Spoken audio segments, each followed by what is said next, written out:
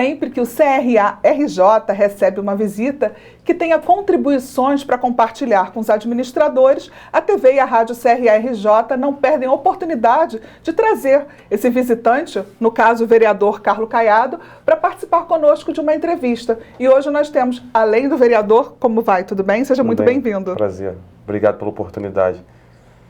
Nós temos também o presidente do Conselho Regional de Administração, o administrador Wagner Siqueira. Como vai, Wagner? Tudo bem, Kátia, aos colegas administradores, ao nosso público que nos ouve e que nos vê, um cumprimento especial e agradecer a visita honrosa e importante do vereador Carlos Caiado, vice-presidente da Câmara Municipal, já no seu terceiro mandato, mas que compatibiliza uma experiência importante como administrador e já 3 mandatos como vereador, o que faz com que essa sincronia, essa harmonia fala que a relação política e gestão tem jeito, que a política também tem jeito, assim cuidando da boa gestão pública. O vereador participou de um intercâmbio político promovido pela Embaixada Americana. E esse intercâmbio era um intercâmbio que apenas 7 jovens líderes políticos estiveram presentes. E como esse intercâmbio tem um vulto muito grande para os administradores, ele vai compartilhar com a gente um pouco dessa experiência. Eu queria que você me dissesse como é que aconteceu essa oportunidade, já que já só foram 7 jovens líderes políticos. Primeiro, queria enaltecer o trabalho do Wagner Siqueira, assim, um ícone da administração de nossa cidade, do nosso estado, do nosso país. E eu aprendi muito com ele. Ele foi, inclusive, secretário de administração de nossa cidade por muitos anos. E uma das coisas que andam melhor até no dia de hoje do município, que é referência a todas, é a defesa dos servidores. E que isso que é a alavanca que a cidade hoje do Rio de Janeiro está em melhores condições que as outras do nosso Brasil. E para mim foi uma surpresa incrível ter sido selecionado, tudo custeado pelos Estados Unidos, pela Secretaria de Estado dos Estados Unidos, e a gente pôde compartilhar os nossos conhecimentos com os conhecimentos também dos administradores dos Estados Unidos, políticos diversos. A gente teve a oportunidade de visitar diversas prefeituras, governo do estado, estar com parlamentares, congressistas, como eles chamam. Então foi muito enriquecedor e foi maravilhoso ter sido selecionado e ter sido escolhido, vamos dizer assim. E foi um período muito curto, foram apenas 15 dias, né? Mas 15 dias intensos. Nós participamos em diversas cidades, conhecendo a administração de cada uma delas, mas também tivemos a oportunidade, Wagner, de conhecer o sistema eleitoral deles, que é muito confuso, difícil de conhecer, difícil de aprender, mas vi que o nosso país, apesar de todas as críticas, inclusive está mais avançado nesse requisito até do que o próprio Estados Unidos, que tinha uma visão contrária, a visão, né, que os Estados Unidos era a perfeição do sistema eleitoral. Lá o voto não é obrigatório, inclusive eles até discutem isso, que fala que é difícil a população dos Estados Unidos entender isso, mas que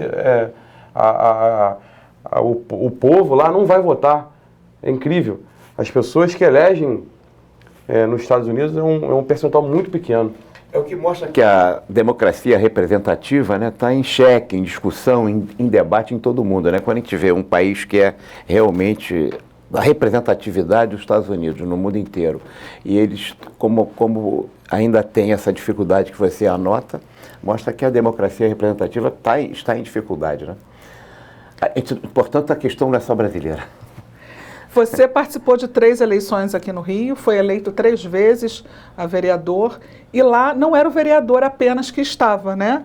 Era um observador atento a tudo o que estava acontecendo. O que mais te marcou desse momento das eleições? Sim, as eleições, assim, que marcou assim, é que lá não tem, incrível que pareça, não tem um controle que o nosso país tem com as eleições. Lá é oficializada a boca de urna, é oficializado as placas, os galhardetes, vamos dizer assim, na rua, de qualquer maneira.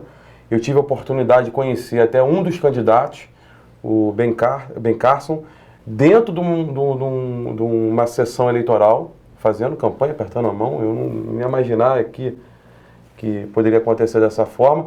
E eu tive uma reunião no Tribunal Superior Eleitoral dos Estados Unidos, que a própria conselheira falou que é muito difícil ter o controle financeiro das eleições de lá. Isso aí que mais chamou a atenção, como um país assim, de primeiro mundo, tem essa dificuldade do controle financeiro. E falou, inclusive, que o Brasil até mesmo é um exemplo a se seguir nesse requisito. E as campanhas lá são inúmeras vezes muito mais caras com o poder econômico de outros países e, logicamente, muito acima do Brasil. Então isso é uma questão que nos chamou muita atenção, não ter esse controle das eleições. E tem outra coisa também, uma coisa que a gente sempre discute aqui, o nosso sistema eleitoral.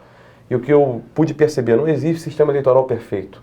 A gente tem que buscar adquirir aquele que podemos estar mais de acordo de que aquela sociedade local pensa. Um exemplo que é discutido muito aqui é o voto distrital.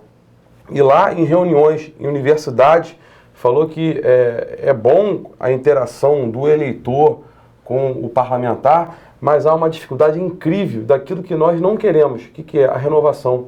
Lá a renovação é menos de 10%.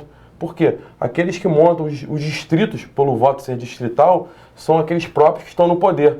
Então acaba que não há renovação, é o que nós queremos, cada vez mais que nós somos cobrados pela população, que tenha essa renovação, que possa ter novas gerações na política e que isso restringe muito. Então é outra coisa que a gente pode perceber nessa questão eleitoral, enfim, do sistema deles.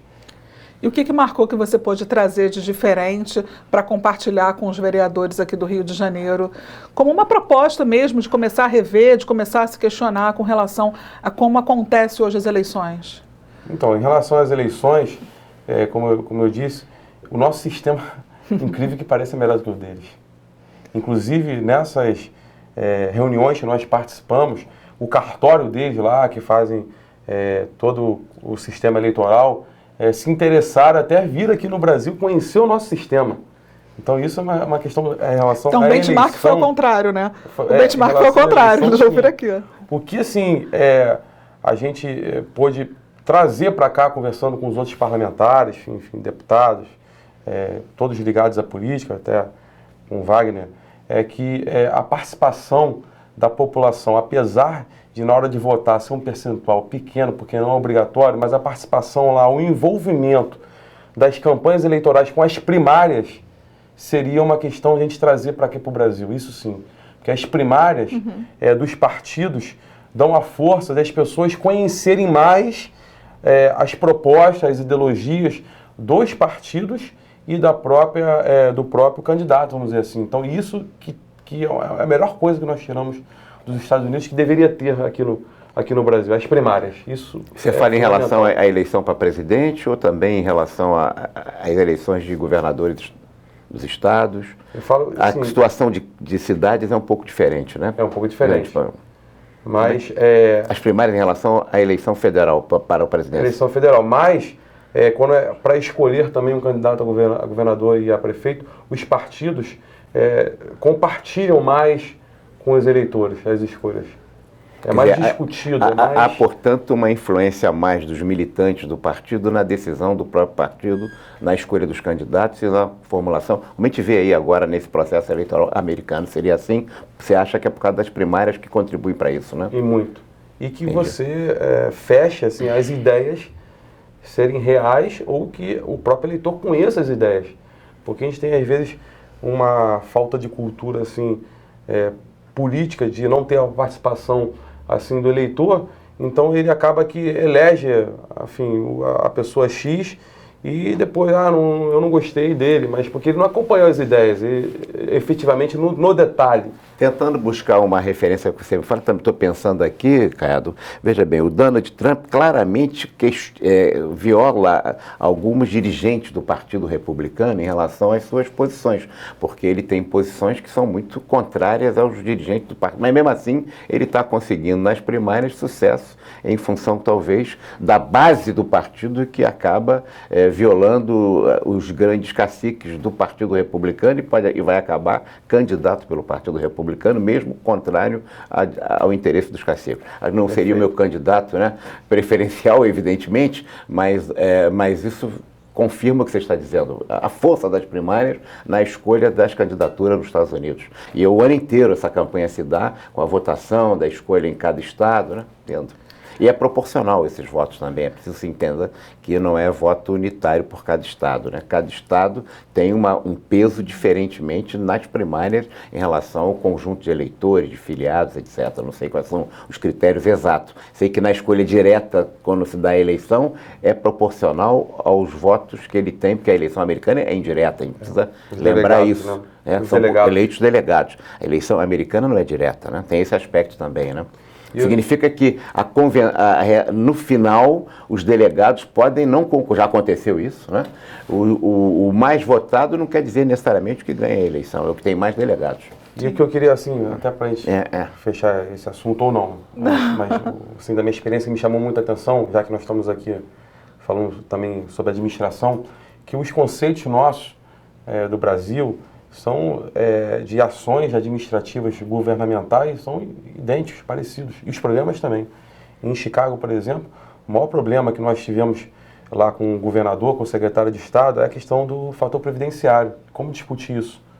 E também lá um problema financeiro muito grande. Logicamente, nós estamos tratando, desculpa a comparação, de uma Ferrari com a Mercedes.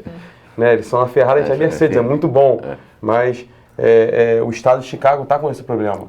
Mas as ideias, a capacidade administrativa, inclusive tem muitos brasileiros atuando, inclusive na parte administrativa governamental dos Estados Unidos, mas a diferença as ideias, a capacidade nossa é tão igual, mas é a participação da sociedade, junto com os governos, se empenhando a entender e a que possam estar mais participativos.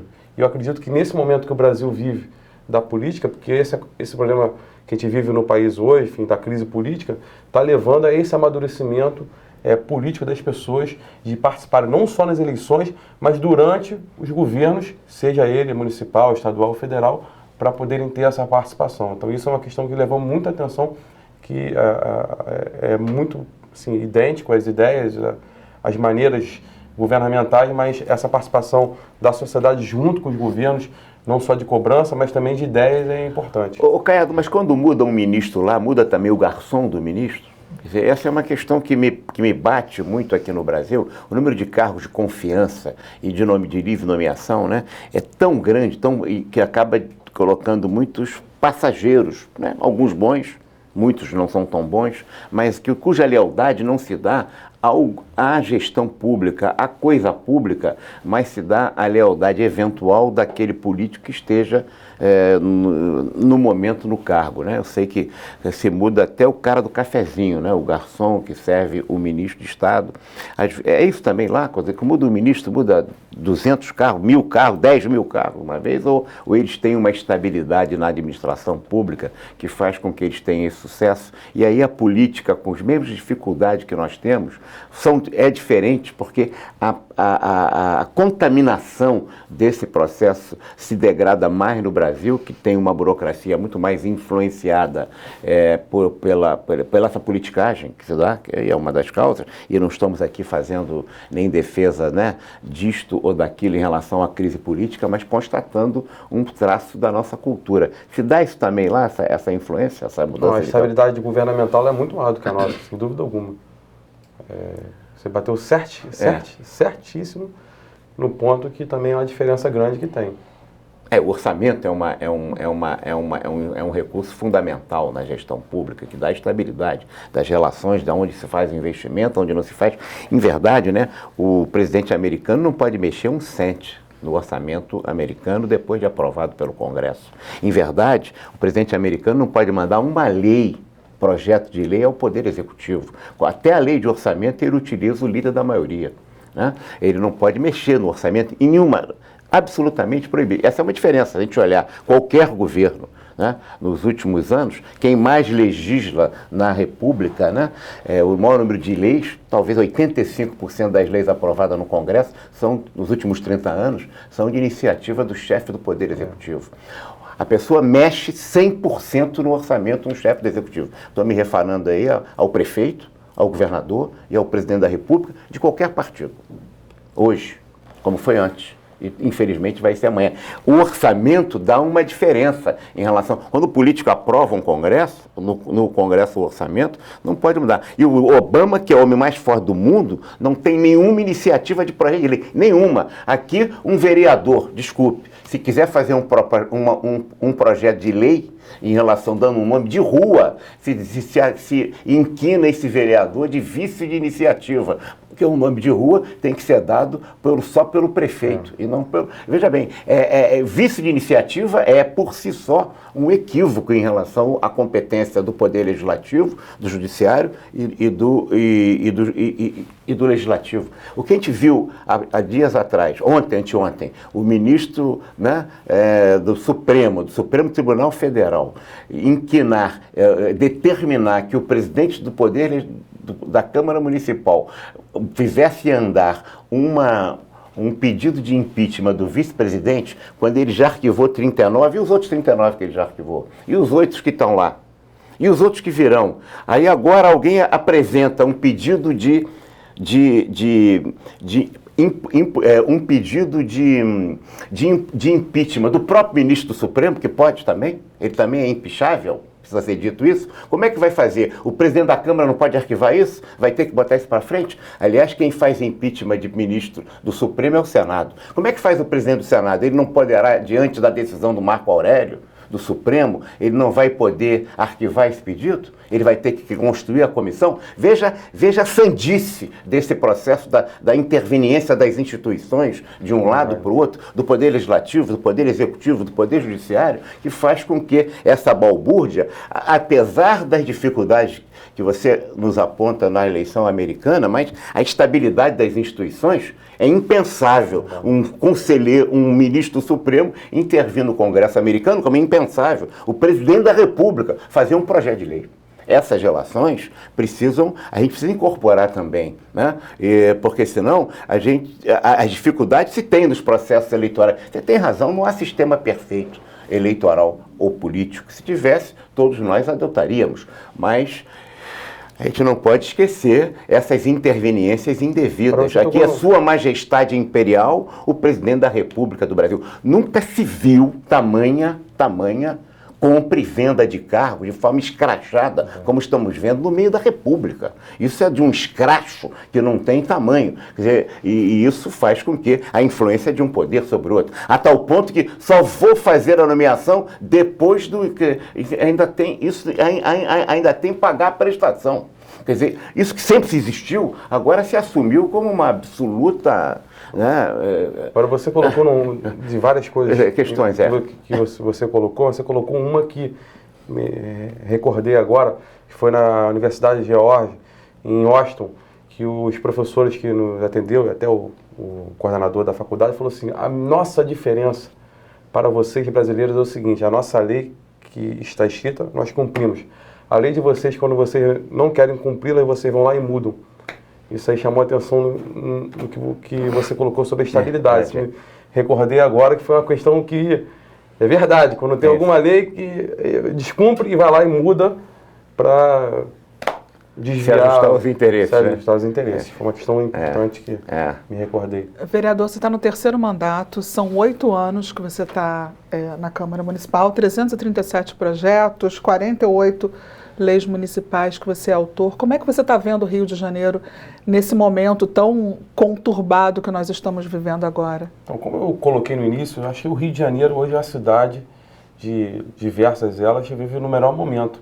Infelizmente, essa crise que está acontecendo no Brasil todo está nos afetando em muito, a gente poder crescer ainda muito mais que a gente tem para crescer. A gente vive um momento difícil, mas com as Olimpíadas, a Câmara Municipal, até mesmo antes de acontecerem as Olimpíadas, quando teve a concorrência, o nome foi colocado, a gente vem discutindo essa questão desse progresso da cidade, e os Jogos Pan-Americanos surgiu a partir dali de diversas discussões. Então a gente acredita, a questão financeira, a cidade vai bem, a questão de desdobramento de infraestruturas tem avanços que vem acontecendo, e a gente só vê essa tristeza, essa crise que vem acontecendo no Brasil, a cidade pode estar afetando nesse requisito, mas diante de geral a gente acredita que a cidade de Janeiro vai muito bem, A gente sabe que tem diversas dificuldades, mas a gente conseguiu, acredito, avançar em muito. E a gente espera que as Olimpíadas, ela não termine só nela. Que os legados que a gente possa realmente depois tirar proveito disso. E a cidade ser uma cidade, a cidade também dos esportes, né? Que o esporte envolve tudo. Então a gente acredita que inclusive, o esporte auxilia nesse processo de educação, né, que motiva, né, de alguma maneira permite com que a criança e o adolescente se sintam mais motivados, mais dispostos, né, e até tem essa ligação direta, né, ainda que seja, não seja uma obrigatoriedade da escola, né, mas de alguma maneira isso contribui, já que a educação está num momento também bem delicado no Rio de Janeiro, né. Esse é um discurso, todos estão nos escutando, nos vendo, sempre falar, todo político fala educação, saúde, mas eu posso falar que a Câmara Municipal, ela vem discutindo, assim, até, assim, sempre discutiu, mas nos últimos anos a gente conseguiu ter um avanço muito grande numa lei que, na verdade, sempre foi o pensamento de Darcy Ribeiro, de Paulo Freire, que é a questão do horário integral. Nós aprovamos uma lei em 2010, que eu sou autor, junto com outros vereadores, mas que vem uma discussão nossa, que o Brizola, enfim, sempre defendeu sobre isso, mas nós aprovamos que em 2010 até 2020, são 10 anos que a Prefeitura do Rio de Janeiro tem que cumprir todas as escolas, ter turno único no horário integral. Isso acho que foi um avanço muito grande para o sistema educacional da nossa cidade. A gente ter as crianças o dia inteiro nas escolas, não só na questão didática, mas também na questão cultural e esportiva, está avançado quanto a isso. E mais, eu sou vice-presidente e a Câmara Municipal vem fazendo um esforço para contribuir que essa meta seja cumprida. Nós, é o terceiro ano que a gente conseguiu economizar recursos públicos, aprovar uma lei que pudesse transferir esse nosso recurso que a gente economizou para a Prefeitura com recursos carimbados para educação e saúde. Na educação, para a construção de mais escolas, para que possa atender essa lei que nós aprovamos, e também para a saúde as clínicas das famílias, que é recurso da Câmara. Nós conseguimos devolver para a Prefeitura do Rio de Janeiro 230 milhões de reais. Isso acho que é um avanço muito, muito, muito grande na questão da educação da nossa cidade. Acho que esse seria uma das coisas melhores que a gente poderia estar citando nos últimos anos que nós conseguimos estabelecer para a cidade. É importante essa colocação do vereador Caiado, porque acho que nem todos sabem, mas a cidade do Rio de Janeiro, desde a fusão, é o único município que efetivamente tem a universalização do ensino do antigo primeiro grau. Se a gente pegar a cidade de São Paulo, ela não tem o ensino do primeiro grau, porque lá está compartilhado com o Estado. Aqui na cidade do Rio de Janeiro, todo o antigo primeiro grau, né, não tem responsabilidade do Estado em relação a isso, tem apenas do município. Quando eles assumem pelo município o compromisso também de transformar essa rede em ensino integral, é um diferencial importante e um avanço importante também na cidade do Rio de Janeiro, porque o orçamento, a dotação de educação no Estado, por causa dessa atipicidade de bancar todas as escolas públicas municipais, são municipais, não são estaduais, como é no Brasil inteiro, estou falando do caso de São Paulo, efetivamente é uma conquista histórica, importante, que deve ser saudada, como vai ser também a Olimpíada. A Olimpíada vai ser um sucesso, importante esse evento,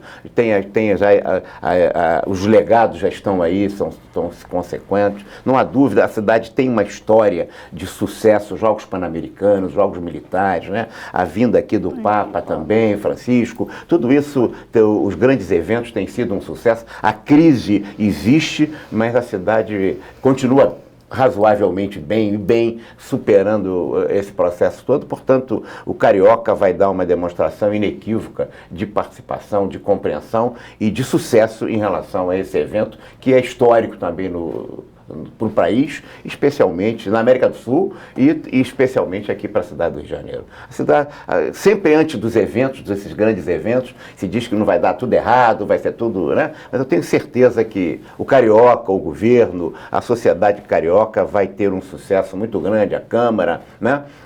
Para os Jogos Olímpicos que estão aí chegando e os Jogos Paralímpicos também. Logo em seguida. Vereador, você veio fazer uma visita e a gente já te raptou para cá para o estúdio, eu não vou mais prendê-lo aqui conosco. Queria agradecer muitíssimo por essa oportunidade de compartilhar conosco essa sua experiência, de falar um pouquinho também do trabalho que vem realizando. Queria que você deixasse uma mensagem, enfim, fizesse suas considerações finais. Muita coisa pode falar ainda. Né? Pois é. Nosso envolvimento político, a gente sempre busca, até mesmo por ser formado em administração, ainda não estou no conselho, né? Por enquanto. Por enquanto, até tomei uma bronca do Wagner, por toda a razão. Mas a gente, apesar de não estar no conselho, mas a gente é formado em administração, e o meu mandato, não só no primeiro, no segundo, no terceiro, eu sempre busco planejar, administrar ele. Né? Administrar da forma que eu penso e da forma que meus eleitores e que a cidade também precisa caminhar. E eu acho que a mensagem que eu tenho que passar a todos, que o momento que nós vivemos no nosso país é um amadurecimento político. Eu entrei na minha vida participando na política muito cedo, aos 14, 15 anos de idade, e eu acredito que a gente possa passar a mensagem para que os jovens possam participar da política, e não só os jovens, mas toda a sociedade nesse momento, para a gente poder amadurecer e que a gente possa ter aí, nos próximos anos, se sentir realmente representado. E isso é importante, porque a política é o meio de transformar. Pode ser para o lado ruim, pode ser para o lado bom. Se as pessoas não participarem e focarem em cobrar e fazer o seu ato de cidadania mesmo ser prevalecido, as coisas cada vez mais podem piorar. Então esse é um momento único. E eu estou à disposição, como eu falei, para mim é uma honra estar do lado dessa pessoa aqui, o Wagner, que é um ícone, um símbolo para todos nós. E vocês estão de parabéns aí a poder estar ajudando tantas empresas que vocês ajudam, enfim. Vocês são muito parceiros. Então, muito obrigado, Kátia, pela oportunidade e estou à disposição em que for preciso. Para falar de tudo dos 8 anos, né? Porque tem muita coisa para a gente conversar, a gente fez só uma pequena prévia. Fazer 12, né? 12 anos. Daqui a pouco. Acho que quando os americanos convidaram o vereador para fazer esse estágio, esse treinamento, essa capacitação, essa visita, esse intercâmbio, né, conhecendo a política, a gestão pública americana, é porque eles estão vendo a perspectiva do futuro, não é só do presente. Acho que o Caiado reúne esse trabalho realizado já com 3 mandatos, primeiro mandato com 22 anos, né, já está no terceiro, e certamente é um dos líderes da nossa cidade, do nosso estado, do nosso país, no mundo político. E, portanto, é com muito prazer que o Conselho, a nossa comunidade profissional, o recebe. Ele não está registrado porque ele não teve a oportunidade ainda de trabalhar e ter as características, as peculiaridades em termos do exercício da profissão do administrador. Mas a gente vai, né? Ele não tem essa obrigatoriedade legal. Apenas para explicar a você, colega, mas como que ele não é registrado, ele é administrador? É porque o exercício só se dá o registro só se dá no exercício efetivo da profissão. Ele tem tido, desde 22 anos, um exercício fundamentalmente vinculado ao mandato eletivo, que, evidentemente, não obriga o formado em administração a ser registrado no Conselho. Mas isso não tira de ser um comprometido, envolvido permanentemente na sua formação profissional, intelectual, educacional, também no mundo da gestão. Portanto, muito obrigado, Caiado. Recebo uma saudação especial de toda a nossa comunidade profissional, pessoas jurídicas e pessoas físicas. Mais uma vez, muito obrigada pela sua participação. O CRA Entrevista fica por aqui. Outras informações sobre o Conselho, acesse o nosso site.